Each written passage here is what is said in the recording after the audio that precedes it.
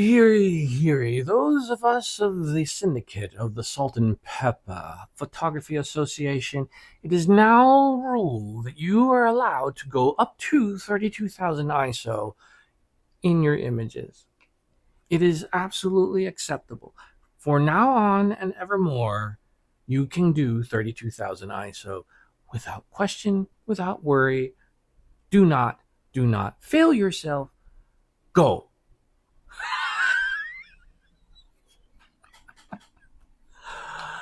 My ignorance for probably a good plus 10 years has been that because of my SLR upgrading and the fact that I didn't want to let it go, I never wanted to go past 1,000 ISO. Never. I've had a DSLR camera for 12 years, and then I just got this one the beginning of December, and I still refused to really try to push it past the 1,000 mark if I could.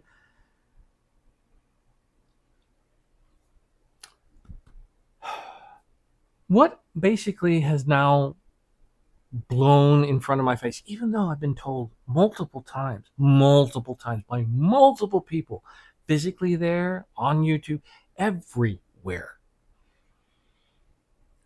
I'm trying to do sports photography. I'm trying to capture the moment when the ball is kissing the bat before it deforms. The OM1 Mark II on its SH1 feature can do that, 120 frames per second. And it was able to capture this. There you have it. Now, let me point something out to you because I want you to see it. First of all, this is OM Workspace. This is the free stuff that they give for using this camera system, okay? And right here, you see what's going on. For me to capture the bat, to make sure that it is as still as possible, the whole user, the whole situation frozen, right? 2000, I've now learned that I'm probably going to have to bump that up too. Currently, when I did it, I was at F5, and there it is, 32,000. Because I set it to auto. I had to, because what happened was that normally I had a nice bright day to work with this. And this is the 4150, 2.8 lens that comes, and it's famously good for capturing at pretty much any time. But the darkness was there sooner than expected because of storm clouds. So when you go auto ISO, I started seeing 12, 18, 20. And basically, I said to myself, you know what? I'm here to try to capture this. And I got what I wanted, and then boom. Here it was at 32, but look at the image. I was blown away because of the freeware. It was able to show that, you know what? I am not going to worry about the problem that comes about with 32,000 ISO, which we all know is not pixelization. It isn't that. No, not at all. What it is the grain. This grain. That.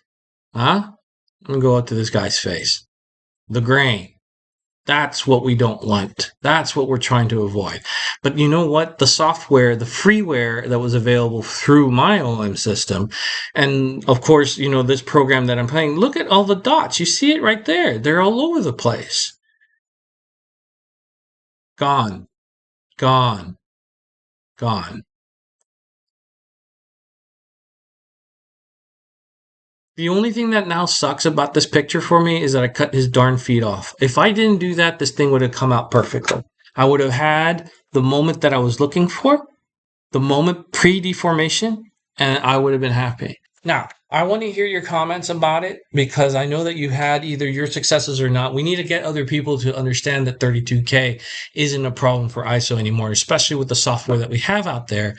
The only thing is that we just have to go through the acceptance. That said, don't forget to like and subscribe over here at EveryPhotoPro. I'm a small channel, but I'm still trying to throw out some interesting stuff from time to time. And moments like this, basically, because I need you to know that I like to fail my way up. I've been at this for 25 plus years, and I'm still learning, right? Let me go ahead and continue to keep learning and telling you, through my ignorance, do go ahead and make yourself use a higher ISOs if your camera is capable and your software too. See you until another time.